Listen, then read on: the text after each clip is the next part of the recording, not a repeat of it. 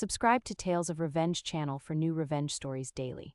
My name is Evelyn and back in 2015 I was 37 years old working as a manufacturing engineer at a fishing tackle company located in a small industrial town where I had lived for most of my adult life after college because I liked the pace of life and the job market seemed stable enough at the time. I had dedicated almost 5 years of my life to that company, pouring every ounce of my energy into my work, constantly striving to prove my worth and climbing the corporate ladder, which felt like a genuine possibility if I just kept showing my unwavering commitment to their goals and their bottom line, even when it meant sacrificing my own personal life and well-being. My primary role involved implementing new packaging lines, streamlining processes, and generally making sure things ran smoothly, efficiently, and cost-effectively. But the company had recently lost their process engineer, and I, being the dedicated employee I was, eagerly took on those responsibilities as well, which significantly increased my workload to a point where I was regularly pulling 16-hour days, often arriving before the sun was up and leaving long after it had set. I was essentially on call 24/7, my phone buzzing at all hours with questions or issues that needed immediate attention, and despite the exhaustion, the constant demands, and the reliance on copious amounts of caffeine, specifically 2 to 3 cans of Monster energy drink every single day just to stay functional, I genuinely believed that this level of dedication would pay off, that the higher-ups would see my effort, my skill, and my loyalty, and that I would eventually be rewarded with promotions, better pay, a more secure future within the company structure. My direct manager, however, a man I came to privately refer to as douchehead manager for reasons that would soon become painfully clear, seemed to have an inexplicable dislike for me, which was confusing and frustrating, because I couldn't pinpoint anything I had done wrong or any reason for his animosity other than perhaps my competency felt like a threat, or maybe he simply didn't like ambitious women in his department. Whatever it was, his behavior towards me was consistently negative and undermining. He would go out of his way to make me look incompetent, weak, or inexperienced in front of other departments during meetings or casual conversations, constantly questioning my decisions, criticizing my ideas even when they were sound and well-researched. And then, adding insult to injury, he would sometimes take those very same ideas, repackage them slightly, and present them to other engineers or even other departments, effectively stealing my intellectual labor and giving others credit for my thinking. Was infuriating, but I felt like I had to just grin and bear it if I wanted to survive and hopefully eventually thrive there. Everyone else in the department, and even people in other departments, noticed the ridiculous hours I was putting in, and many expressed concern for my well-being, asking if I was okay, or if I needed a break, pointing out the dark circles under my eyes, and the way I seemed to constantly be buzzing with nervous energy fueled by those energy drinks. But my manager never showed any such concern. In fact, he seemed to only ever want more, pushing for tighter deadlines, demanding faster results, and never acknowledging the immense effort I was already expending. It felt like I was running on a treadmill that was constantly speeding up, and he was just standing there with a stopwatch demanding I go faster. Then came the first of the month, the day that would forever be etched in my memory as the day everything changed. I arrived at work that morning just like any other day, tired, but ready to tackle the massive list of tasks awaiting me, and I immediately headed to a section of the plant where a packaging line teardown was underway, a complex and physically demanding job that required precise dismantling and careful planning for future reassembly. I was deep in the process, wrenching away, covered in grease and dust, completely focused on the task at hand, when I started to notice an unusual amount of foot traffic around the Human Resources office, and I began hearing people's names being called out one by one, followed by the somber sight of individuals being escorted out of the building carrying boxes of their personal belongings. A wave of confusion washed over me. What was happening? I went to find my work besties, a couple of other women in the department who were also putting in long hours and trying to make their way in the company, and they were just as bewildered as I was. No one seemed to know what was going on, only that something serious was happening, and it involved HR and people leaving. As I walked back towards my cubicle, the layout of the office allowed me to see towards the HR area, and I saw one of the women from the accounting department, a kind, quiet woman I occasionally interacted with, leaving the building, tears streaming down her face, clutching a box of her things while being escorted by a security guard, and I remember clearly hearing her name being called out just moments before seeing her leave. My heart sank, a heavy cold feeling settling in my stomach, a sense of dread starting to build because the systematic way people were being called seemed ominous, like some kind of list was being worked through. The uncertainty was agonizing, just not knowing who was next or why this was happening. The minutes stretched into an eternity, filled with the low hum of the machinery, the distant sounds of people working, and the closer hushed whispers and worried glances exchanged between colleagues who were still left. Then around 8:30 in the morning, I heard it my name being called out in the same official tone that had preceded everyone else's departure. Evelyn Walker report to Human Resources immediately. My blood ran cold, every single nerve ending in my body screamed no, but my feet moved automatically, propelled by a sense of inevitability and a strange kind of numb resignation.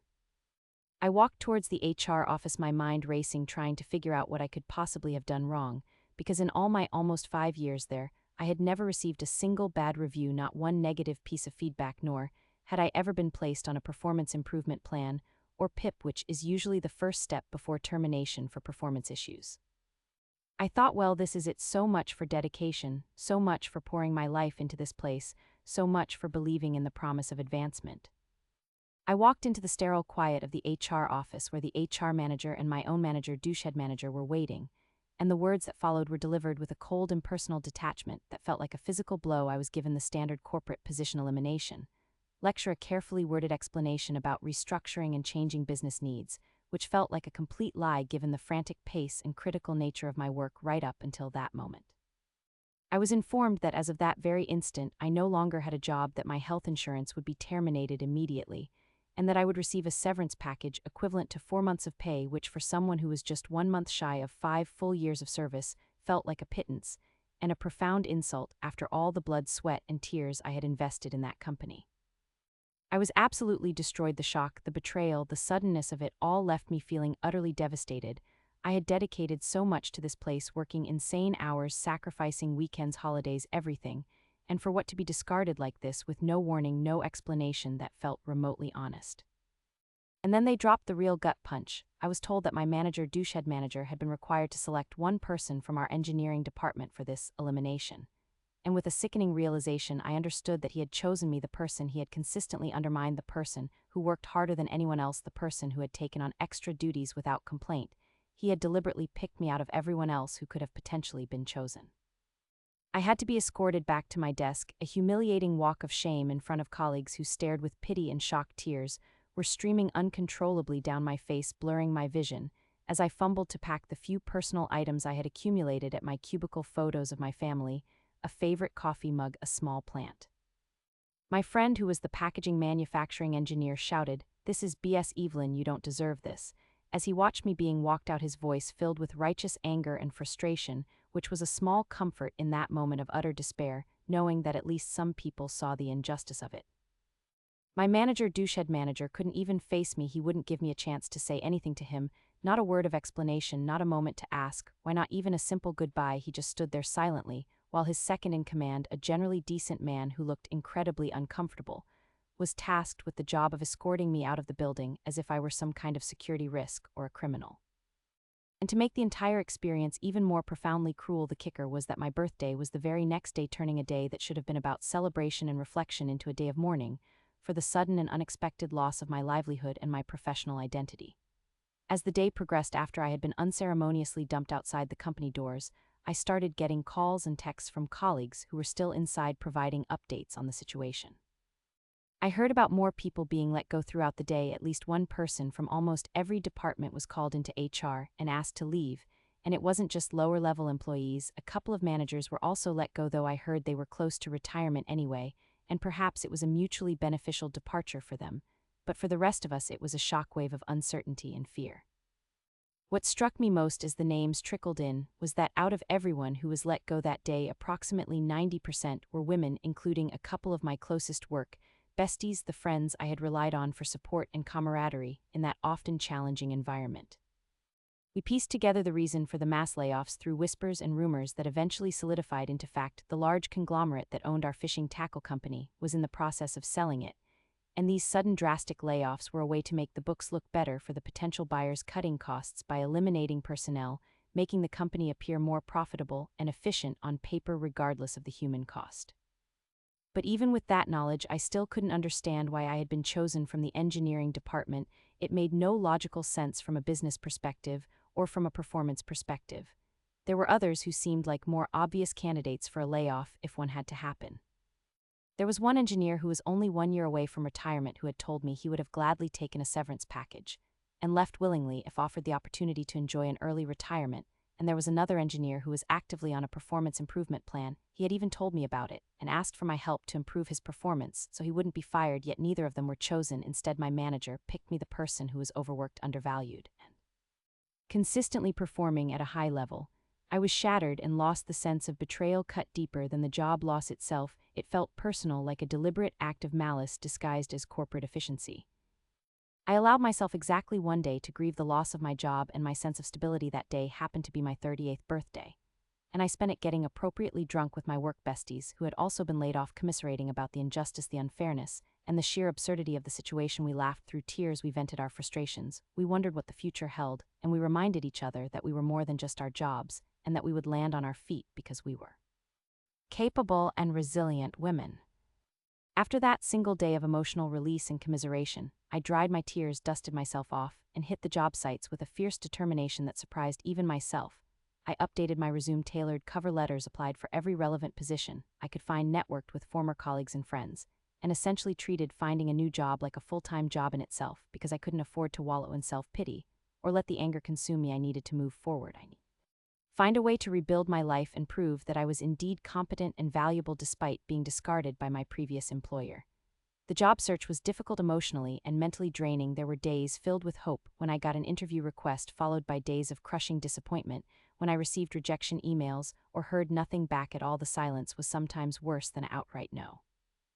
I questioned my abilities, wondered if my age or gender played a role in the rejections, worried about my financial future and the looming threat of not being able to pay my bills, but I kept going, spurred on by a mix of necessity and a stubborn refusal to let my former manager and the company define my worth or break my spirit.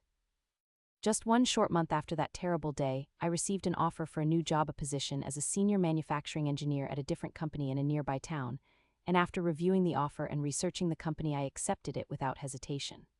Starting the new job felt like a breath of fresh air. The company culture was vastly different, more collaborative, more respectful, and more focused on actual engineering challenges rather than political maneuvering. My new colleagues were welcoming, my new manager was supportive and genuinely interested in my ideas and expertise, and the work itself was engaging and fulfilling. It was everything my old job hadn't been: a place where I felt valued, where my contributions were recognized, and where I wasn't constantly looking over my shoulder wondering if I was about to be undermined or betrayed. I absolutely loved my new job. It was a fresh start, a chance to leave the negativity and the painful memories of the past behind and build something positive and stable for my future. The weeks turned into months, and I settled into my new role, thriving in the positive environment and regaining my confidence as an engineer.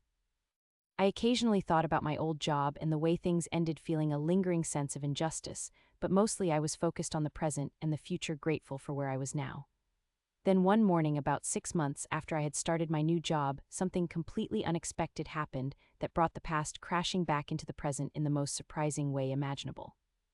The plant director at my new company, the person ultimately in charge of all the engineering and manufacturing operations, called me into his office, which was conveniently located only about 15 feet away from my cubicle, so we had got to know each other quite well in the preceding months. He was a pretty cool guy, approachable and fair, and I respected him greatly, so I walked into his office with a casual "what's up?"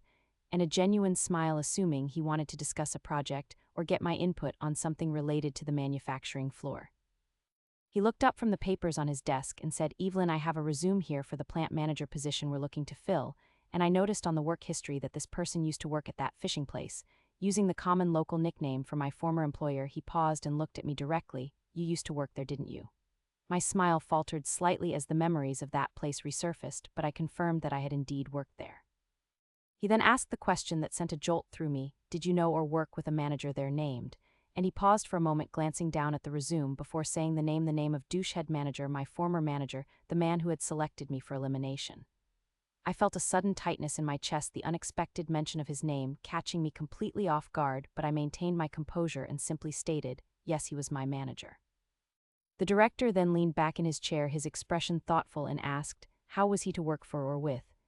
This was the moment the universe seemed to be presenting me with an opportunity, a small, unexpected chance to speak my truth and perhaps influence the outcome of this man's job application at the place where I was now happy and successful. I considered my words carefully. I didn't want to sound bitter or unprofessional, even though a part of me felt both of those things, but I also didn't want to lie or sugarcoat the reality of working under him. I decided to use a phrase I had heard before, a kind of corporate euphemism for someone who is terrible to their subordinates, who blames others for their failures or sacrifices them to save themselves. I smiled a small, knowing smile and said, he was an okay person, I suppose, outside of work. I didn't really know him personally, but professionally, he was a really great bus driver, if you get what I mean. The director's eyes widened slightly, a flicker of understanding crossing his face, and then he smiled a genuine, appreciative smile, clearly grasping the implication of my carefully chosen words. A bus driver, in corporate speak, is someone who throws people under the bus to protect themselves or advance their own position, and that was exactly what my former manager had done to me and likely to others. Subscribe to Tales of Revenge channel for new revenge stories daily. He didn't need any further explanation. My coded message was perfectly clear. The director picked up the resume from his desk, looked at it for a moment, and then with a decisive movement, he ripped it cleanly in half and then in quarters, letting the pieces flutter into the wastebasket next to his desk. He looked back at me, his smile still present, and said, "That's all I needed to know, Evelyn. Thank you for your honesty." I sat there for a moment, completely stunned. My jaw quite literally dropped open. I had delivered my truth, a small pointed observation about his character and management style, and the consequence was immediate and absolute. His resume was in the trash. He wouldn't be getting an interview. He wouldn't be getting the job at my new company. I walked out of his office moments later, still reeling from the sheer unexpectedness of what had just happened. It wasn't a grand, elaborate scheme. It wasn't a months-long plot of sabotage. It was simply being asked a direct question and answering truthfully in a way that conveyed the reality of the situation without resorting to emotional outbursts or unprofessional accusations. The best part, the thing that elevated this from a simple interaction to a moment of genuine petty revenge, was learning from the director that my former manager, douchehead manager, had also been let go from the fishing tackle company the very same day that I was, which I had not known until that moment. I had just assumed he was still there lording over the engineering department. He had been unemployed for the entire 6 months. I had been happily working at my new job, and my small act of speaking my truth had ensured he would remain unemployed, at least from this particular opportunity, effectively extending his period of professional struggle. There was a deep sense of satisfaction that washed over me. It wasn't a cruel or vindictive feeling, but a sense of validation, a feeling that the universe in its own strange way had corrected a wrong. He had unjustly targeted me, causing me immense stress and hardship, and now his own career was stalled directly because of his past actions and my truthful description of them. I didn't feel guilty. I hadn't lied. I had simply provided an honest assessment based on my direct experience, and his past behavior had finally caught up with him, preventing him from potentially bringing his toxic management style into my new positive work environment. It was a perfect kind of revenge because it required no active effort or malice on my part. I simply existed in my new successful role, and when given the opportunity, I spoke my truth, and that truth had tangible negative consequences for the person who had wronged me. I continued to thrive at my new job, my career flourishing in the supportive environment I had found, and I never looked back at that fishing place or the manager who had tried to break me. His fate served as a quiet reminder that sometimes the best revenge isn't a complex plan, but simply living well and being in the right place at the right time with the courage to speak your truth when asked. It was a subtle but powerful victory, a moment of closure that allowed me to fully move past the pain and betrayal of that difficult day, and focus entirely on the bright future I was building for myself, a future free from toxic managers and unfair layoffs. Subscribe to Tales of Revenge channel for new revenge stories daily.